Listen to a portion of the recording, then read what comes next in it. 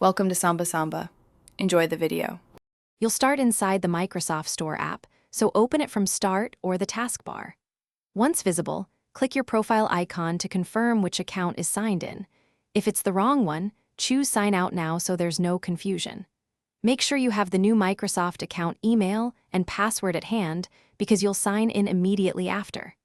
This prevents mid-process interruptions and keeps app licenses aligned with the correct account. Once signed out, click the profile icon again and choose Sign In or Switch Account. This tells Store to use a different identity. Enter the new account, email, and password, and if two-factor is enabled, you'll verify with code or prompt. Do that right away.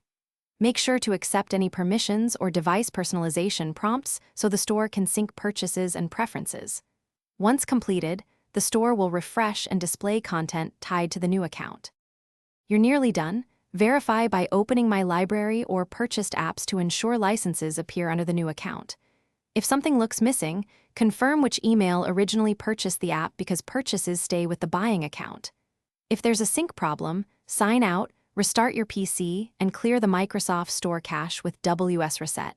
EXE, that often resolves token or cache mismatches. Finally, sign back in and recheck.